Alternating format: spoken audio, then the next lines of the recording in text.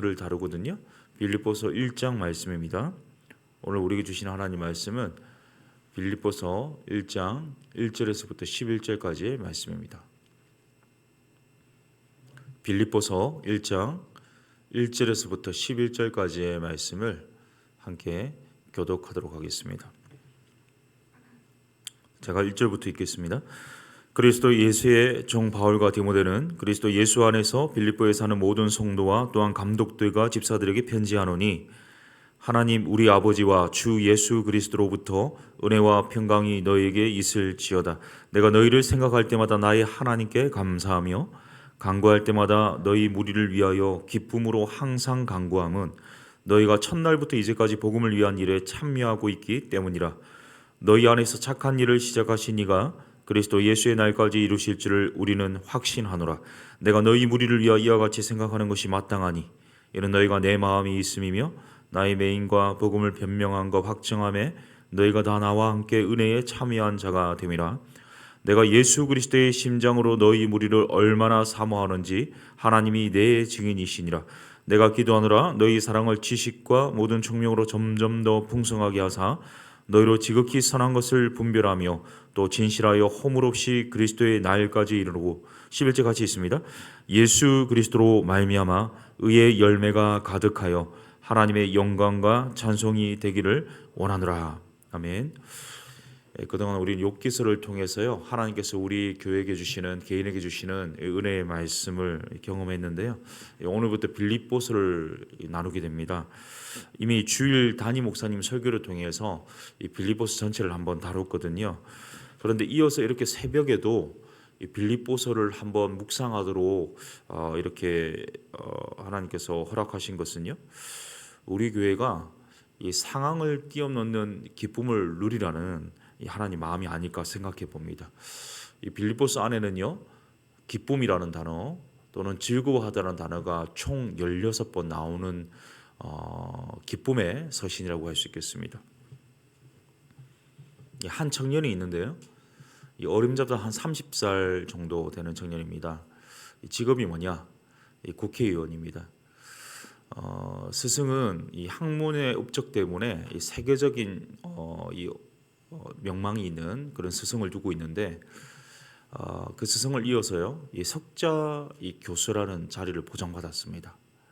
이 아버지는 어떤 사람이냐면 굉장히 부유한 사업가이거든요.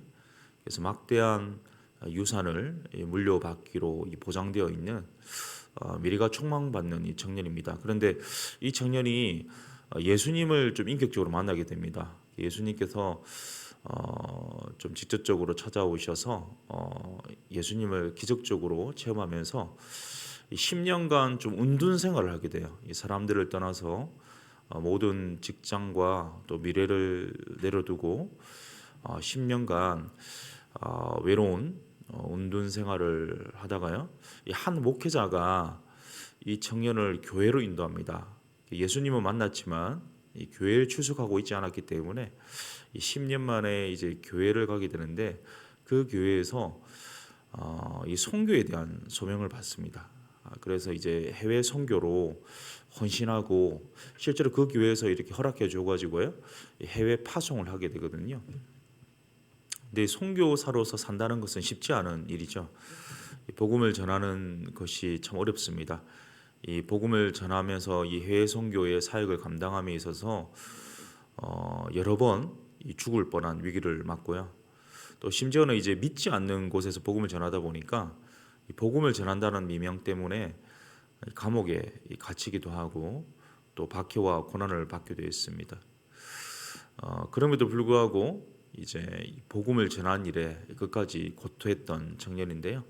아마 눈치채셨겠지만 이 청년이 누구냐? 바로 이 사도 바울입니다. 우리 사도 바울이 이 감옥 속에서 고통 가운데 있지만요. 주의 복음을 위해서 30년 동안 처음 30년 동안은 자기의 삶을 핸들링하며 살아왔고 정말 사회에서 좀 명망 있는 지위에도 올랐고요. 또 미래가 보장되는 촉망받는 그런 삶을 살았음에도 불구하고 예수님 만난 이후의 삶은요. 어쩌면 인간적인 생각으로는 굉장히 보잘것없는 아무것도 아닌 무명의 삶에 가까웠습니다. 10년간 운동 생활을 하면서 이 사도 바울이 어디에 갔는지는 잘 모르지만 성경에 보면 이 아라비아 광야에 한 몇 년간 있었던 것으로 알고 있고요. 우리 주님과의 이 교제에 아마 집중하지 않았을까 이렇게 생각해 봅니다. 그리고 40살쯤 되었을 때 안디옥 교회에 이 바나바를 통해서 안디옥 교회에 가서 그곳에서 선교 사역을 하게 되는데 1차, 2차, 이 3차 이 선교 여행을 통해서요. 이 복음을 전했거든요. 그러다가 1차 선교 여행 통해서 1차부터 3차까지 선교 여행을 통해서 많은 교회들을 개척하게 됩니다. 그럼에도 불구하고 이 감옥에 갇히는 일이 일어나거든요. 이 감옥 속에서 이 사도 바울이 자신의 형편과 처지를 비관하는 것이 아니라 그렇게 외롭고 힘든 이 고통을 벌이고 있었음에도 불구하고 그리스도 안에서의 이 기쁨, 진정한 행복에 대해서 이 빌립보서를 통해서 빌립보 교회 성도들에게 이렇게 알리고 있습니다. 우리 빌립보 교회가 어떻게 세워졌는지는 사도행전 16장이 우리에게 말씀해주고 있는데요. 이 사도 바울이 2차 선교 여행을 떠난 지점에 이 빌립보에 도착했는데 원래는요 아시아 지역에서 복음을 전하고자 했습니다. 그래서 아시아에 복음을 전하기 위해 소아시아 지역에 복음을 전하기 위해서 계속해서 기도하고 준비해 왔는데 성령께서 말리세요. 만류합니다. 가지 마라. 그리고 그날 밤에 이제 환상을 보는데요. 환상에 이 마게도냐에 있는 한 사람이 나와서요. 이 마게도냐로 건너와서 우리를 도우라. 이렇게 환상이 보여집니다. 그래서 지금 사도 바울이 있었던 위치가 이 두로아라는 것인데요. 거기서 배를 타고 이 사모드라게로 직행합니다. 그리고 이튿날 네아폴리로 가서요. 이제 비로소 빌립보라는 곳에 이릅니다. 이 마게도냐의 이 첫 성이라고 할 수 있거든요. 당시 로마의 식민 지배를 받고 있던 이 마게도냐 전체의 첫 성의 이름이 이 빌립보라는 도시였는데요. 이 바울이 복음을 전하는 방식은 이렇습니다. 어느 도시를 가든지 간에 유대인들이 모여서 예배드리는 회당에 가서 복음을 전합니다. 그런데 이 빌립보에는 유대인들이 적어서인지 모르겠지만 회당이 없었습니다. 유대인 남자들이 10명만 모이면 회당을 만든다는 이런 우스갯소리도 있는데 회당이 없었다는 것은 뭐 유대인 남자들이 적었을 수도 있겠고요. 어떤 이유인지 모르겠지만 회당이 없었기 때문에 사도 바울이 어떻게 복음을 전할까 고민하다가 이 기도처를 찾으러 다녔습니다. 그러다가 이 강가에 가니까 여인들이 좀 모여 있는 겁니다. 그래서 그곳에서 이 복음을 전하기 시작했는데요. 그 복음을 듣고 반응한 사람이 한 사람이 있었습니다. 우리가 읽고 있는 개역개정 성경에 보면 자주 색감 장수인 루디아라는 여인인데요. 이 루디아가 이 복음을 받아들이게 돼요. 이 루디아에 관해서 이 성경은 뭐라고 표현하고 있냐면 하나님을 섬기는 자다. 이것은 유대적 표현인데요. 유대인들이 자신들이 믿는 하나님을 믿는 이방인들에 대해서 뭐라고 했냐면 하나님을 섬기는 자라고 표현했는데요. 이 루디아는 하나님을 섬기는 자였어요. 그러니까 유대인은 아니었습니다. 이방인이었습니다. 이방인 중에 하나님을 섬기는 자라도 할례를 받으면요 유대 교인으로 인정했거든요. 그런데 유대 교인이란 인정을 받지 못하고 계속 하나님을 섬기는 자라고 표현하는 것은 이 할례를 받은 것도 아니고 이방인으로서 이제 하나님을 섬기는 일을 감당하고 있었는데 구약 성경을 보기도 하고요. 또는 이제 유대인들과 함께 예배도 드리는 그런 일들을 하는 사람이 이 하나님을 섬기는 자입니다. 이 루디아가 하나님을 섬기는 자였지만 그 하나님이 그리스도라는 사실, 그리스도를 보내서 이 구원해 주신다는 사실을 사도 바울로부터 듣고요. 예수님 만나게 되죠. 그래서 루디아가 어떻게 하냐면 자신의 집에 이 바울과 그 일행들을 모십니다. 그리고는 자기 집을 이 전초기지를 삼아서 계속해서 이제 이 말씀도 전하고 복음을 전할 수 있도록 배려를 해주거든요. 그곳이 루디아의 집에 시작된 것이 뭐냐면 바로 가정교회인데 빌립보 교회입니다. 유럽에서 최초로 세워진 교회가 바로 이 빌립보 교회입니다. 조금 전에 말씀드린 것처럼 여성들이 모여 있는 강가에 모여 있는 곳에서 복음이 전해졌고 루디아가 예수님을 먼저 만났기 때문에 이 빌립보 교회는 독특하게도 여성들이 중심인 교회였습니다. 그래서 여성들이 모든 사역들을 감당을 했고요. 그래서 우리 지난번에 빌립보서 우리 강의해 주실 때 담임 목사님께서 말씀하셨지만 유오디게와 이 순두계라는 유오디아와 순두계라는 이 여성분들이 좀 일종의 사역자인데요. 하나님의 일을 열심히 감당하다가 서로 마음이 맞지 않습니다. 그래서 그룹을 나눠 가지고 이 분열을 하기도 했고요.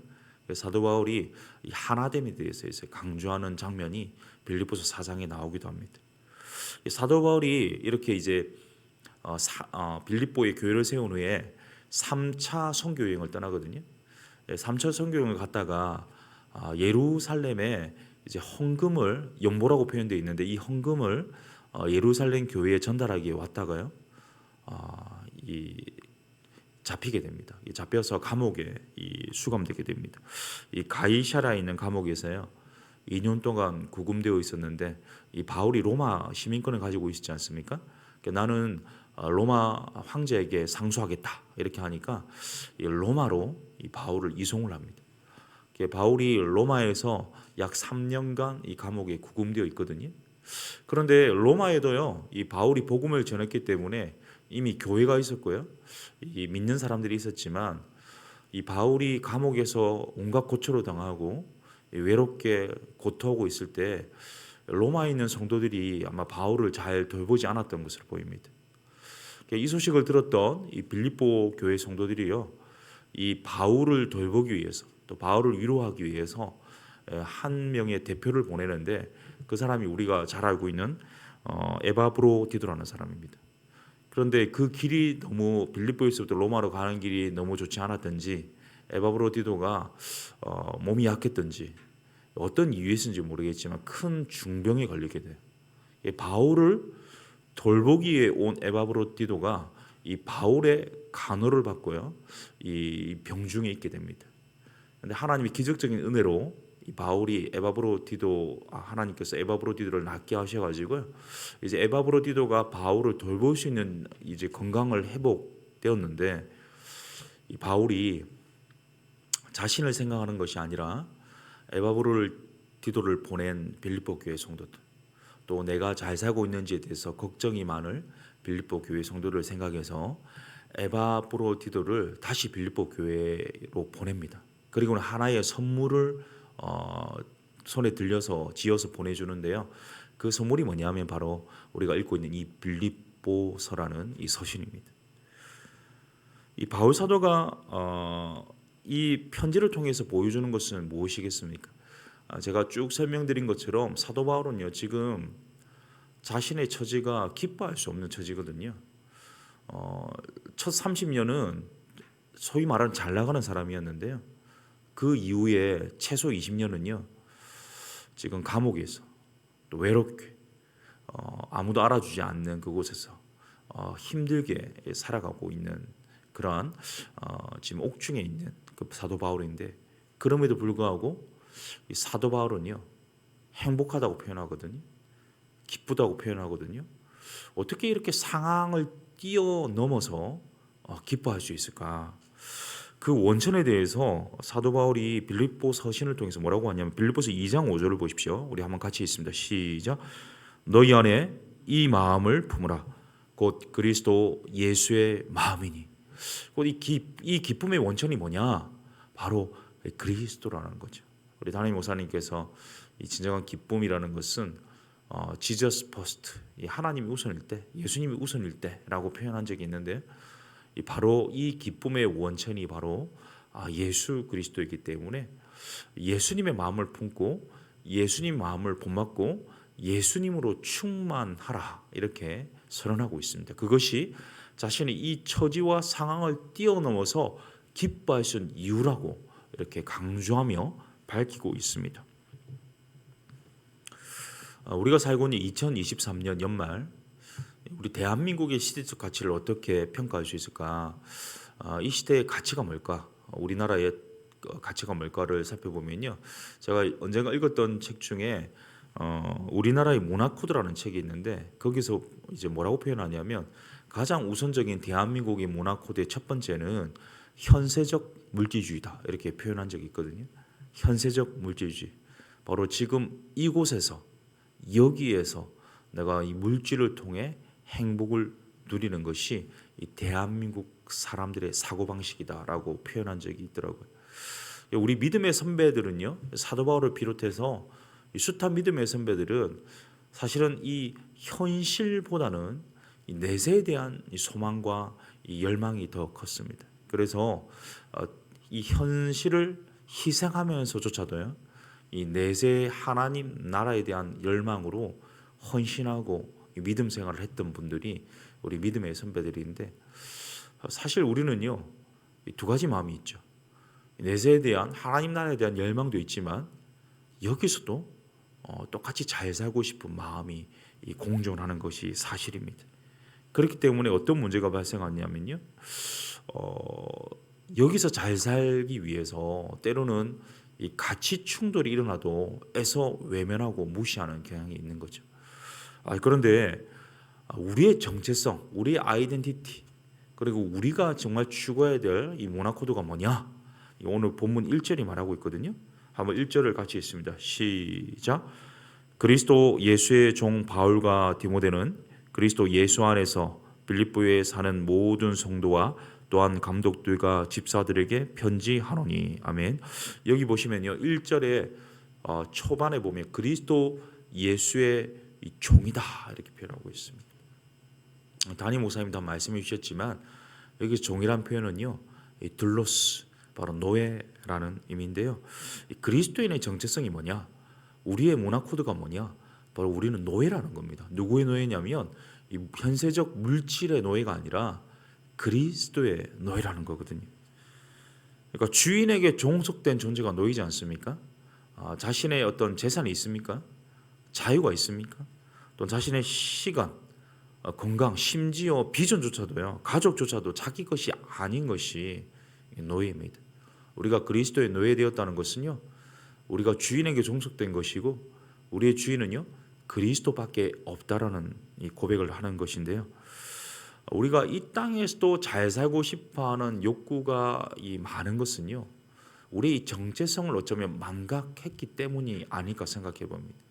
우리가 종인데, 우리는 청지기인데, 내 것은 없는데 주님이 허락해 주신 거고 위임하신 것이고 나는 주님께 속해 있는데 내가 내 삶을 핸들링하고 있는 것 자체가 내가 그리스도의 종이라는 사실을 망각했기 때문에 일어나는 결과라는 사실이죠. 정말 내가 종되었다면요, 내가 주장할 수 없겠죠.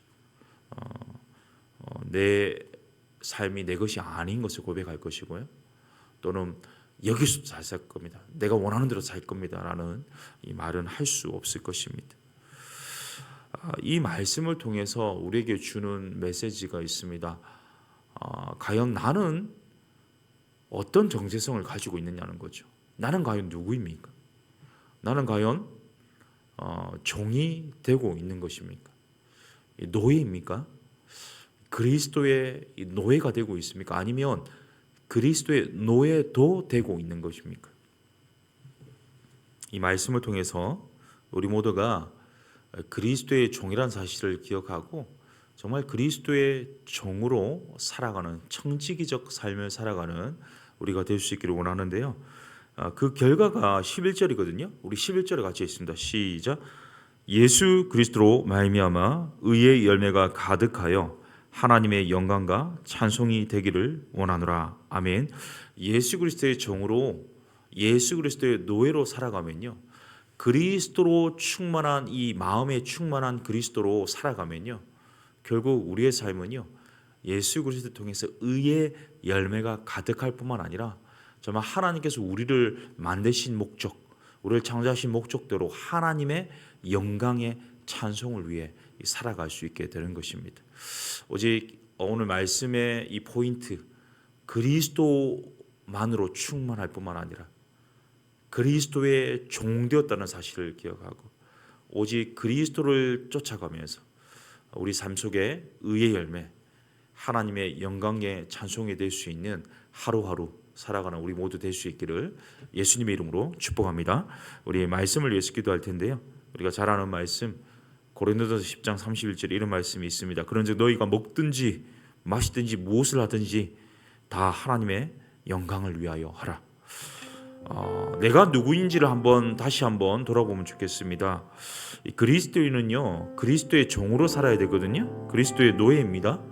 그렇다면 그리스도의 마음을 품을 뿐만 아니라 청지기적인 의식을 놓지 말아야 되겠습니다. 이 상황을 뛰어넘는 기쁨은요, 그리스도 안에서 그리스도를 통해서 그리스도의 종이라는 정체성을 가질 때 주어지는 것인데요. 과연 내 삶이 정말 그리스도 안에서 하나님의 영광을 위하여 휠 얼라이먼트 한 방향 정렬되어 있는지 돌아봤으면 좋겠고요. 그리스도를 위하여 내가 말하고 먹고 마시고 행하고 내가 생각하는 이 중요한 가치들이 그리스도를 위하여 하나님의 영광을 위해서 살아갈 수 있도록 하나님 초점을 맞춰주시고 인도하여 주시도록 우리 자신의 삶을 한번 반추해 보시고 오늘 말씀을 근거로 해서 그리스도의 노예로 살기 원합니다. 그리스도의 영광과 하나님 나라의 영광을 위해 살아가기를 원합니다. 결단하는 기도 한번 드리도록 하겠습니다. 기도하겠습니다. 살아계신 하나님, 이 땅의 숱한 영화와 이 부귀를 다 배설물로 여기고 미래에 촉망받는 여러 가지 사회적인 명망과 또 미래의 모든 유산들을 다 내버리고 오직 그리스도의 종으로 헌신하며 고통하며 살았던 이 사도 바울의 믿음의 본을 따라서 우리 또한 하나님 그리스도의 종으로 살기를 원합니다. 그리스도의 노예로 살기를 원합니다. 이렇게 다짐하고 결단하지만 실제 현실에서는 정말 그리스도의 종이 아니라 그리스도의 종도 되고 있는 연약함을 발견하게 됩니다. 하나님, 그리스도를 위하여 살게 하여 주시옵소서. 내가 노예됐다는 사실, 내 시간도, 내 감정도, 내 마음도, 내 모든 가족도, 또 내가 가지고 있는 누리고 있는 모든 것들도 내 것이 아니고 이 주님의 것임을 인정하며 정말 주님께서 기뻐하시고 원하시는 삶이 무엇인지를 분별하고 정말 주님의 영광을 위하여 정말 주님의 뜻을 따라서 하루하루 또 살기를 원합니다. 내가 먹고 마시고 누구를 만나고 어떤 일을 하고 어디를 가든지 간에 오직 하나님의 영광과 그리스도의 의의 열매가 가득 맺혀지게 하여 주셔서 하나님, 때로는 이 무명인 삶, 외로운 삶, 고통스러운 삶일 수도 있지만 정말 그것을 뛰어넘는 주님 주시는 기쁨 속에서 자유하고 진정한 행복을 누릴 수 있도록 역사하시고 함께하시고 인도하여 주시옵소서. 우리 계속해서 기도하기를 원하는데요, 우리 교회를 위해서 기도하겠습니다. 우리 교회 리더로 세워주신 담임 목사님과 또 모든 운영위원들, 순장들, 또 중직자들, 교육자들 한 분 한 분 그리스도의 노예라는 신분을 망각하지 않도록 내가 주인이 아니라 그리스도께서 주인이 되어 되신다는 사실을 기억하고 철저하게 납작 엎드려서 헌신하는 모든 리더들이 되게 하여 주시도록 기도했으면 좋겠고요. 또 하나 기도할 원하는 것은 욥기는 끝났지만 욥의 이 상황 속에서 살아가고 있는 많은 우리 성도님들이 계십니다. 욥이 끝내는 회복되었던 것처럼 우리 성도님들 회복시켜 주십시오. 치유하여 주십시오. 회복시켜 주십시오. 특히 청년부 부장으로 섬기는 이정주 부장님 오늘부터 또 항암 치료 들어가거든요. 생각나시면 또 기도해 주시고요. 육신의 어려움을 당하는 많은 분들 하나님, 라파의 하나님 치료하는 강선을 바라주시고 회복 주십시오.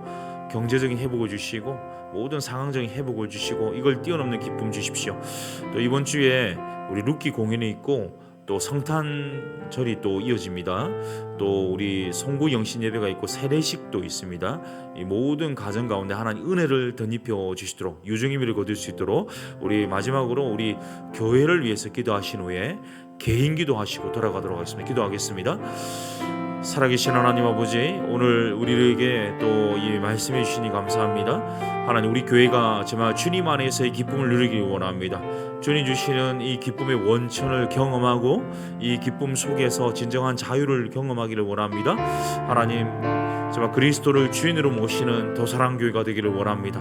담임 목사님과 순장들과 운영위원들과 교육자들과 모든 중직자들 한 분 한 분 정말 그리스도의 이 종으로서 그리스도만이 왕이 되신다는 고백을 하며 또 주님 따라갈 수 있도록 도와주옵시고, 우리 가운데 어려움을 당하고 있는 수많은 분들이 계십니다. 주님께서 그 모든 개인의 사연을 아시고요, 그 아픔을 아십니다. 주님이 찾아가 주셔서 그 아픔을 외면하지 마시고 만져주시고 또 새롭게 하시고 회복하시고 힘을 주시고 또 일으켜 세워주시고 또 하나님 치유하여 주시고 또 공급하여 주시고 또 하나님 오직 흔들리지 않는 이 믿음의 중심을 꼭 잡아주셔서 주님 안에서 하나님 주님 기뻐하시는 삶의 하나님을 계속 쫓아갈 수 있도록 주님 도와주시고 역사하여 주시옵소서. 하나님 우리 교회의 연말 모든 사역들 가운데 은혜 주십시오. 하나님 모두 동참하는 자들 또 함께하는 자들 가운데 기쁨이 넘치게 하여 주시고 하나님 모든 수수수소 모든 행사들 통해서 하나님 풍성한 하나님 나라의 이 기쁨과 이 삶의 열망이 우리 가운데 있기를 원하고 하나님 나라에 대한 소망이 간절하게 넘쳐나시기를 간절히 소원합니다. 주님 은혜 베푸시고 함께하여 주십시오. 하나님 주님의 놀라운 사랑과 놀라운 은혜로 연말의 모든 사역들이 정말 잘 진행될 뿐만 아니라 새해를 잘 준비할 수 있는 기회들이 될 수 있도록 주님께서 함께하여 주시옵소서. 주님 은혜합니다.